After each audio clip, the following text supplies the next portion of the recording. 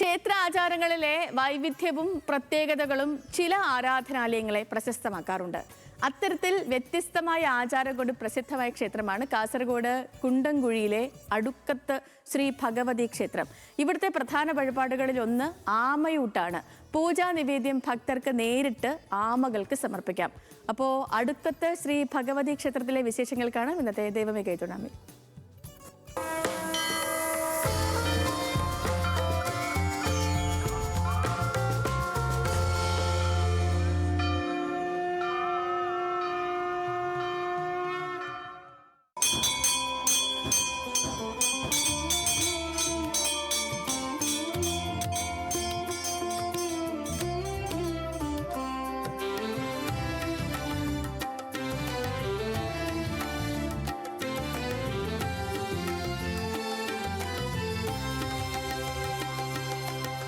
കാസർഗോഡ് കുണ്ടംകുഴി അടുക്കത്ത് ഭഗവതി ക്ഷേത്രം ഗ്രാമീണ ക്ഷേത്രങ്ങളിൽ കാസർഗോഡ് ജില്ലയിലെ പ്രമുഖമായ ഒന്നാണിത്. ആചാരങ്ങളിലെ സവിശേഷത തന്നെയാണ് അടുക്കത്ത് ഭഗവതി ക്ഷേത്രത്തെ വ്യത്യസ്തമാക്കുന്നത്. ആമയൂട്ടാണ് ഏറെ വിശേഷപ്പെട്ടതായി വിശ്വാസികൾ കരുതുന്നത്. ക്ഷേത്രത്തിൽ ദിവസേന ഉച്ചപൂജയ്ക്ക് ശേഷം നടക്കുന്ന പ്രധാന ചടങ്ങാണ് ആമയൂട്ട്. തടാകത്തിന് നടുവിൽ സ്ഥിതി ചെയ്യുന്ന മഹാവിഷ്ണു മണ്ഡപത്തിൽ നിന്നുകൊണ്ട് മേൽശാന്തിയും ഭക്തരും ചേർന്ന് ആമക്കുളത്തിലെ ആമകൾക്ക് നിവേദ്യ പൂജ അർപ്പിക്കും. മലബാർ ദേവസ്വം ബോർഡിന് കീഴിലാണ് ക്ഷേത്ര കമ്മിറ്റി പ്രവർത്തിക്കുന്നത്.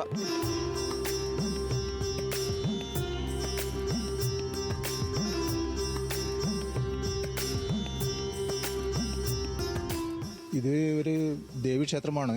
മഹിഷാസുരമർദ്ദിനി പ്രതിഷ്ഠയാണ് ഇവിടെ ഉള്ളത്. അതുപോലെ തന്നെ ഇവിടുത്തെ ഏറ്റവും പ്രസിദ്ധി ആർജിച്ച ഒരു ഇതാണ് കൂർമാവതാര വിഷ്ണു ഭഗവാൻ.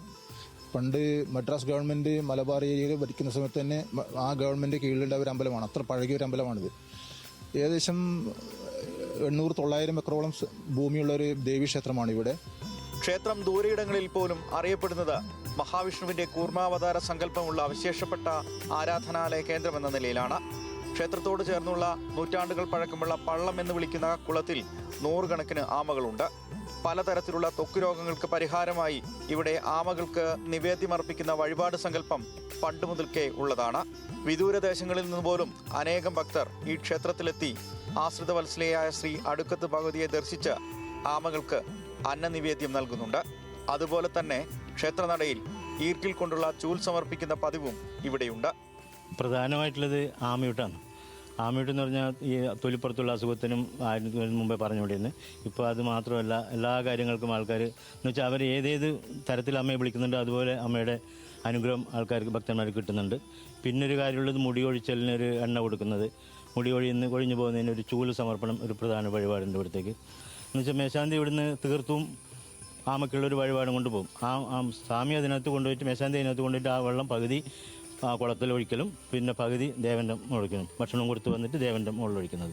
അതേ തന്നെ നമ്മളും ചെയ്യുന്നത്. നമ്മൾ ഇവിടുന്ന് വഴിപാടും കൊണ്ടുപോയി കുളത്തിൽ ആമയ്ക്ക് കൊടുക്കുക, അവിടെ വെക്കുക. എന്നിട്ട് അതേപോലെ അവിടുന്ന് തീർത്ത് കൊടുത്ത് വരിക. അവിടെ മുരകളുണ്ട്, ചെറിയ പാത്രങ്ങളുണ്ട് ചെമ്പിൻ്റെ. അതിൽ നിന്ന് വെള്ളം കോരി വന്ന് നമ്മൾ ഇതുപോലെ ഒരു പ്രതിഷ്ഠം വന്നിട്ട് ഒഴിക്കും. അപ്പോൾ നമ്മുടെ ദേഹത്ത് എന്തെങ്കിലും അസുഖമുണ്ടോ അല്ലെങ്കിൽ നമുക്ക് വേറെ എന്തെങ്കിലും പ്രശ്നങ്ങളുണ്ടോ അതെല്ലാം അമ്മയും ഭഗവാനും കൂടി തീർത്ത് തരുന്നുള്ള ഒരു വിശ്വാസമാണ്. അത് ഇന്ന് വരെ ആൾക്കാർക്ക് നടന്നിട്ടുണ്ട്. എല്ലാ മതസ്ഥരും വരുന്നുണ്ട്. ബേഡകം പഞ്ചായത്തിലാണ് അടുക്കത്ത് ഭഗവതി ക്ഷേത്രം സ്ഥിതി ചെയ്യുന്നത്. ഗ്രാമീണ ക്ഷേത്രങ്ങളുടെ സ്വാഭാവിക പ്രൗഢി നിലനിർത്തിക്കൊണ്ട് തന്നെയാണ് ക്ഷേത്രാചാരങ്ങൾ പുലർത്തി വരുന്നത്. ക്ഷേത്രത്തിലെത്തുന്നവർക്ക് അന്നദാനവുമുണ്ട്.